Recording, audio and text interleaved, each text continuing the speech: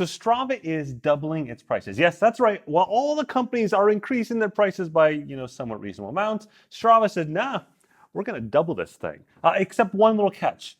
Not everyone gets doubled.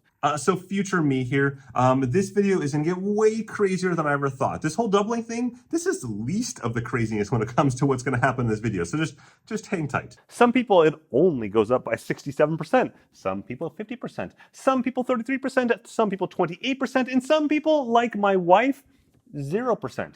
Despite the fact that we're in the same household, our different Strava accounts are going up by different amounts, which is absolutely nuts. So I'm going to walk you through this entire thing, except one little catch. Strava's not telling you about any of this. They're just hoping you'll accept it when that day comes. And for some people, that day has already come. For other people, it's months away. But again, even that isn't outlined. So let's start back at the beginning here. Back in November, I started getting emails, people saying that their Strava prices were showing they were increasing. And I said, that's kind of weird. I looked at my account, and my account showed the same $59 that I've been paying for the last decade. And you can actually, by the way, if you go into your Strava account on the website anyways, choose account, you can send all receipts and you can see what you paid this entire time. And to Strava's credit, their prices have not increased at all over the past decade. So kudos there. I'm paying the same $59 and I'm like, well, that's strange. Then I looked at my wife's account, and her account, which is oddly on a monthly plan, but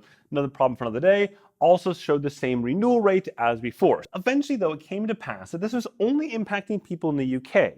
But back in November when this started happening, the prices were fairly substantial. So in the case of the monthly rate, it went from £6.99 to £8.99, about a 29% increase. And if you were on the annual pass, it went from £47.99 to £54.99. And that's only £7 a year. I think for the annual side, that'd be pretty reasonable. That increase is in line with what we've seen from many other companies. And of course, I suspect the reason why the UK was targeted first was because back in September, the pound crapped itself, and that was probably the impetus for why Strava started having that discussion. Okay, and a quick note as I warmed up here, if you are finding this interesting or useful or entertaining or something at all, just whack that like button at the bottom down there. It really does help with this video and the channel quite a bit. So while that happened in November and people in the UK were upset about it, they're on an island and no one really cared in the grand scheme of things. Strava didn't care. Strava didn't announce anything. And the rest of the world was like, nah, you go home. Our prices are the same. But that was until yesterday. And like all good things that explode, they always start on Reddit. And in this case, someone had posted a picture of an email they got, just a very, very simple email that said, yo, your price is increasing from $59 to $99, which is that's a fair bit. That's 67% price increase. This thread, of course, spiraled out of control, and before we knew it, we had people posting all sorts of different price increases that they had just received as well on their own accounts, including the monthly price going from $5.99 up to $11.99, or basically doubling the price from $6 to $12, which is a massive price increase. Of course, none of these emails were a general email from Strava saying, yo, our prices are going up because of all these things.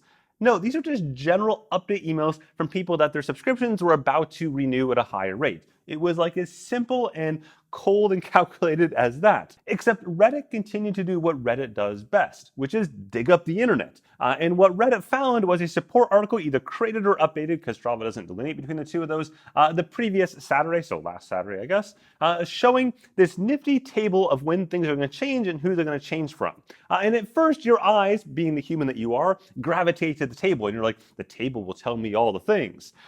But no, the table doesn't. The table just simply tells you which countries are being impacted and some dates. What actually matters is the text above the table. That text attempts to explain what's going to happen. In reality, of course, it makes this way more confusing. But let me just kind of take you through this step by step. This is absolutely hilarious. I'm not going to swear too much here, but this is mind-boggling hilarious. And I feel for Meg, the person who had to write this. I'm sure she got an email from someone above her that was like, make this somehow usable. And she's like, FML. So in this case, it starts off with beginning February 2nd, 2023, updated Strava subscription prices go into effect for current subscribers in select regions that purchased a subscription prior to November 23rd, 2022. That November 23rd date, by the way, corresponds to the same general time frame that people started having problems in the UK before we all ignored them. Goes on to say, you will receive a notice of your updated price 30 days before your subscription renewal date, and your subscription will automatically renew at the updated price unless you cancel at least a day beforehand. The renewal price shown on your account page may not be updated until changes go into effect on February 2nd, 2023. To learn more or cancel, go to this page that won't tell you anything. If you purchase a subscription on or after November 23rd, your price will not change. See the table below to see whether or not you're getting hosed. So let me try to decode this for you. To begin with, if you're in one of the countries listed somewhere here on the screen, then you're impacted. If you're not one of those countries, then good, your price stays the same.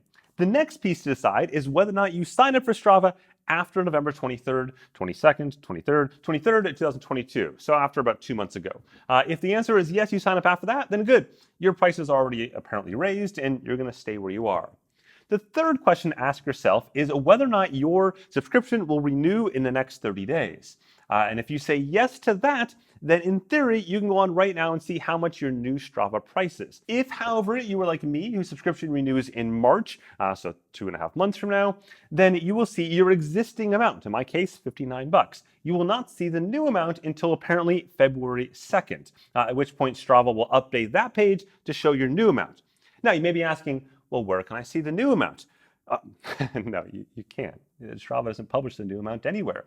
There's no table on Strava's site that shows by country, by region, what these new prices are under the increased regime. Okay, just hold with me for like 45 more seconds here before we start drinking over there. And you know what? Here's the thing. I'm not opposed to price increases. I don't live in this little bubble that says that prices should stay the same forever. There is a very fundamental reality that inflation is here and the cost of goods and cost of exchange rates are changing, and thus prices will go up. And that's fine. I'm okay with that to a degree. Not like doubling the price or 67% price increase, but I'm okay to a degree here. Except Strava has said nothing. They've literally communicated absolutely nothing on this. Numerous media outlets have contacted Strava, asked them for comments over the last few days since the UK thing started bubbling a bit more. Nothing at all. I did email Strava, but I haven't given that much time yet to respond. If he does respond, if the PR person does respond here before I finish filming this video, I will put it down at the bottom right there. No update. Nah, no update yet. Nope, no email back from Strava. On the bright side, I can hit publish now and the rest of us can get... Okay, it's now 11 hours later. It's 3:07 a.m. at this point. And yes, my shirt is obviously different, despite being still the same day, because that's what happens in the Netherlands when it rains that hard out. And I've got a response back from Strava. I had asked them what the pricing is, the new pricing is for the US, the pound and the euro. And I asked them whether or not they're going to communicate this to users. And this is the response I got back. At Strava, we are consistently investing in the value of our subscription, blah, blah, blah, blah. No, I didn't actually get the pricing. I did not get the pricing. So I'm back again. And actually, that's been an hour ago now, an hour and 25 minutes, hour and a half ago, I asked. It's still like late workday their time. And I haven't received a response. Like, how hard could it be to tell me what the pricing is? So I gave another hour or so, and then I had one more flyer of an email saying, hey, all I need is the prices. That's all I'm looking for here, just the 3 core prices. And then they came back a little while later saying, quote, that is our full press statement. That's it. That's all they're saying. To which I'm like, wait, are you actually telling me you refuse to give me the price of Strava? Like, for real? But I said it slightly nicer, just slightly nicer than that in this email. It's now been another 5 hours and no response. I'm going to give another hour or two. It's coming up by midnight their time. At that point, like, again, they've seen this email. Of course they have. They've been talking about it all day long internally. They've been dragging their feet all day internally over this because they know this is going to start a shitstorm. And they just can't. All I want is a price. That's not that hard, is it? Okay, at this point, it's clear Strava's not going to respond to me. And keep in mind, I'm not asking a tough question. I just want to know how much Strava costs. Like, this is insane. So I did the only thing I could do, which is I went ahead and I created an in-private session on my browser as opposed to creating a brand new Strava account using a VPN and connected to every different country on the list, as well as a few of the countries that were just interesting to see what the prices are, which I'm putting on the screen right here. And the challenge is I don't know the previous prices for all these. I can find for some of them. So for example, we know that in the US, the price has doubled for the monthly side of it versus it's gone from $59 to $79. In Canada, it went from $59 to $99. So that's where the $99 from earlier on came from. But you can see the rest of the list there. Notice the differences in Europe and note that it shows $10.99 for a new account in the Netherlands versus my wife still shows renewal, including renewal just a couple days ago and renewal next month, both within the 30-day time frame. She had $7.99 and here it shows $10.99. So here's the thing. I've been doing this for 15 years. So 15 years on the site and like a little bit less than that on YouTube. And I've dealt with every single company in the space. I've talked to their PR people from Apple, Google, Garmin, Fitbit, Samsung, Huawei. I mean, you list any company you want in this space, whether it be software companies like Strava or Zwift or Trainer Road, you name the case, watch companies, action camera companies, everyone. And this is by far the most ludicrous conversation I've had. I'm just asking for the price of your product. I'm asking for the price you were charging users. You were going to charge me and you're going to charge my wife, and you can't tell me that? Now, you're probably thinking about it now, I've still got 3 minutes left in this video. I'm going to bring you back to what I shot yesterday because it's still just as entertaining and still astoundingly accurate. With that, enjoy. And of course, it's Strava's business to decide whether or not they want to increase prices and by how much. Some people will cancel. Plenty of people threaten to cancel on the internet but won't actually cancel, which is fine. That's like the natural evolution of price increases on the internet. But Strava should at least like justify and explain to people why they are doing this. They should explain when a price increase is going to happen. They should explain by how much it's going to happen, and they should have some justification for why they're doing those first two things. It's not that hard. Every other platform does this just fine, except Strava. And it always seems like it's communication that takes down Strava. I just don't understand. Which gets to the question of why is it that my wife's price is not increasing, but my price is increasing? After all, we live in the same household. Well, it turns out that my account is listed as a US account because it's been that way for over a decade now, and her account is listed as a Dutch account or a Netherlands account because that's when she started subscribing to Strava 5 years ago or so after we moved to the Netherlands. However, had her account been listed as a French account when we moved from Paris to Amsterdam, then she would actually be seeing that price increase. But here's the real kicker on this whole thing. We are both paying with US credit cards. So in her case, she is not going to see a price increase, and in my case, I am. And there's no place that I can find on the Strava site to change either of our countries in either direction if we wanted to. So I cannot find any place to change my US account to a Dutch account so I won't get impacted by the price increase. And if for some silly reason I wanted to make her account a US account, I don't see any way to do that either. So what about me and my wife? Are we keeping our accounts after this price increase? And the answer is kind of messy. So for me, yeah, I'm gonna keep it, mainly because of this whole job. Like, this is what I do. I have to be able to test devices with Strava and integration and all that kind of stuff. So I need those premium features to make sure like Strava Live Segments works on a device and stuff like that. So that's the main reason I would keep it.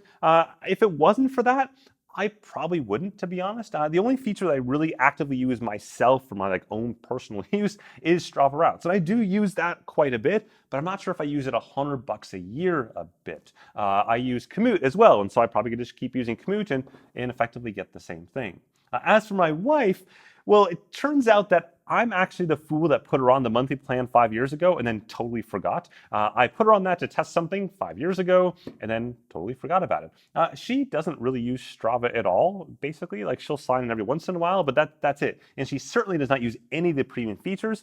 So in this case, it was kind of like a wake-up call to be like, well, just cancel that. There's no good reason to keep that going. And I could see maybe going to monthly if I needed to do something, but at this point, I don't see any reason to do that. So ultimately, Strava will gain $40 a year from me and my account increase, but they will lose $103 a year, converted euros to dollars, from her account cancellation.